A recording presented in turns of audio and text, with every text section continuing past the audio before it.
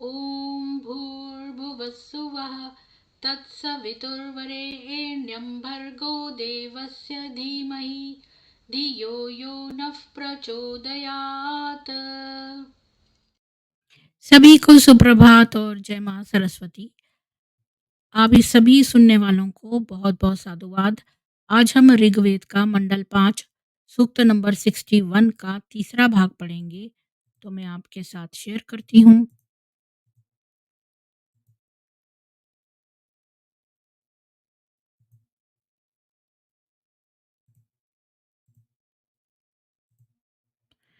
नौवा मंत्र है ऋषि श्यावाश्व आत्रेय देवता पुरुमीलहो वैददश्विः छंदः सतो बृहति स्वरः मध्यमः दीर्घ यशा विप्र पुरुमीढ़ वैददश्विः उत मे अरपद्युवर्तिमं मंदुषी प्रति श्यावाय वर्तनिम विरोहिता पुरुमीलहाय ये विप्राय दीर्घ यशसे उत यानी निश्चय से शयावाय शेड गतौ गतिशील में मेरे लिए युवती है बुराइयों को दूर करने वाली अच्छाइयों को प्राप्त कराने वाली प्रति मंद ममंदुषी इसे अपनाने वाले प्रत्येक व्यक्ति के जीवन को आनंदित करने वाली यह वेदवाणी वर्तनिम अरयत मार्ग का प्रतिपादन करती है। हम इस वेदवाणी का अध्ययन करते हैं, ये हमारी आंख बनती है और हमारे लिए मार्ग को दिखलाती है। पुरुमीढ़ाय प्राण साधना द्वारा खूब ही अपने अंदर शक्ति का सेचन करने वाले दीर्घ यश से खूब ही प्रभु का यशोगान यानी स्तवन करने वाले विप्राय अपना विशेष रूप से पूर्ण करने वाले यशस्वी जीवन वाले पुरुष के लिए रोहिता तेजस्वी ज्ञानेन्द्रिय व कर्मेंद्रिय रूप अश्व विये मतुह शरीर रथ में धारण किए जाते हैं। इस पुरुष को तेजस्वी इंद्रियां प्राप्त होती हैं। इनके द्वारा यह जीवन यात्रा में आगे और आगे बढ़ता है।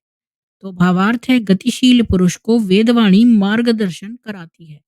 क्योंकि हम कैसे जानें कि हम आगे क्या करें, तो वेदवाणी जो है वो हमको रास्ता दिखाती है। इस मार्ग पर चलता हुआ यह उत्कृष्ट इंद्रियों को प्राप्त करता है। अपने में शक्ति का सेचन करता हुआ यह यशस्वी व ज्ञानी बनता है। कर्मेंद्रियों के दृष्टिकोण से यशस्वी, ज्ञानेंद्रियों के दृष्टिकोण से ज्ञानी। अपने में शक्ति का सेचन करने से यह पुरुमीढ़ है। उत्तम इंद्रिय अश्वों को प्राप्त करने से वैददश्वी है।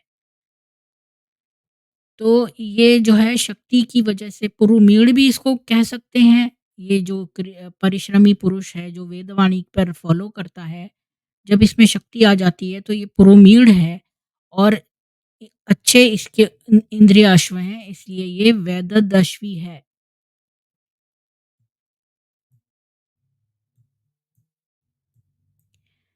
10वां मंत्र है ऋषिः श्यावाश्व आत्रेयः देवता तरन्तो वैददश्वीः छन्दः गायत्री स्वरः षडजः वैददश्वीः तरन्तः यो मे धेनूनाम शतं वैददश्वीर्यथा ददत तरंत इव महन्हना।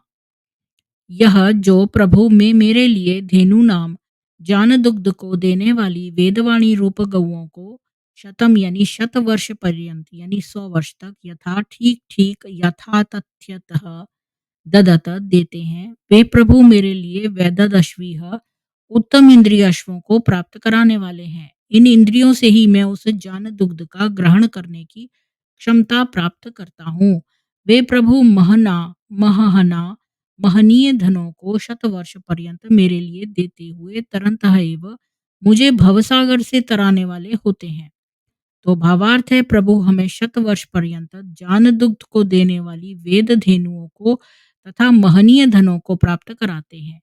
वेद धेनुओं से हम उस सर्वव्यापक प्रभु यानी अशव्याप्त को जानते हुए वैददश्वी बनते हैं और धनों से सांसारिक आवश्यकताओं को पूर्ण करते हुए तरंत बनते हैं। तो सांसारिक आवश्यकताओं को जब हम पूर्ण करते हैं तो उसको तरंत कहते हैं। और ये सब वेद धेनुएँ जो हैं, धेनु मतलब गाय, तो जो जान दुग्ध हम वेदों से पीते हैं इसलिए ये धेनु कहलाती है। तो ये हमें प्रभु के द्वारा ही मिली है। 11वां मंत्र है ऋषिः श्यावाश्व आत्रेयः देवता मरुतः छंदः गायत्री स्वरः षडजः। प्राण साधना के 3 लाभ। य ईम वहंत आशुभिः पिबंतो मदिरम मधु अत्र श्रवांसी दधिरे। ये प्राण मरुत वे हैं ये जो ईम यानी निश्चय से आशुभिः शीघ्रगामी इंद्रियाश्वों से वहंते हमें लक्ष्य स्थान पर पहुंचाते हैं। प्राण इंद्रियों के दोषों को दग्ध करके उन्हें निर्मल बना देते हैं। ये इंद्रियाश्व हमारे शरीर रथ को लक्ष्य स्थान पर पहुंचाने वाले होते हैं। ये प्राण मदिरम उल्लास के जनक मधु सब औषधियों के सारभूत सोम वीर्य शक्ति को पिबंतः शरीर के अंदर ही पीते हुए अत्र इस जीवन में श्रवांसी ज्ञानों को दधिरे यानी धारण करते हैं। तो भावार्थ है प्राण साधना के 3 लाभ हैं। एक तो निर्मल इंद्रियाश्वों से ये शरीर रथ लक्ष्य स्थान पर पहुंचने वाला होता है और दूसरा उत्पन्न हुए हुए सोम का शरीर में व्यापन होता है। तो प्राण साधना से सोम हमारी बॉडी में कंज्यूम होगा। दूसरा हमारे जो इंद्रियां हैं वो हमें लक्ष्य पर पहुंचाएंगी और तीसरा रक्षित सोम से ज्ञानाग्नि का दीपन होकर ज्ञान वृद्धि होती है। तो ये 3 जो हैं वो इसके बेनिफिट्स हैं। तो मुझे कितने मंत्र पढ़ने हैं? एक और पढ़ना है। 12वां मंत्र है ऋषिः श्यावाश्वात्रयः देवता मरुतः छंदः गायत्री स्वरः षडजः। सूर्य के समान दीप्त रथ येषाम श्रियाधि रोदसी विभ्राजन्ते रथेश्वा दिवि रुक्म इवोपरि। ये शाम जिन प्राणों की श्रिया यानी श्री से शोभा से रोदसी द्यावा पृथ्वी अधिष्ठित होते हैं। वे प्राण रथेशु इन शरीर रथों में आसमंतात विभ्राजन्ते दीप्त होते हैं। प्राण ही मस्तिष्क रूप द्युलोक में ज्ञान दीप्ति प्राप्त कराते हैं। प्राण ही शरीर रूप पृथ्वी को तेजस्विता से दृढ़ करते हैं। प्राण साधना से सोम रक्षण होकर ये सब कार्य होता है। ये प्राण शरीर रथ में इस प्रकार दीप्त होते हैं इव जैसे ऊपरी दिवी ऊपर द्युलोक में रुकमहा यह दैदीप्यमान आदित्य चमकता है। प्राण साधना से सारा शरीर सूर्य के समान चमक उठता है। प्राण साधना से सुरक्षित सोम अन्नमय कोश को तेजस्वी प्राणमय के समान अन्नमय कोश को तेजस्वी प्राणमय को वीरवान मनोमय को ओजस्वी व बलवान।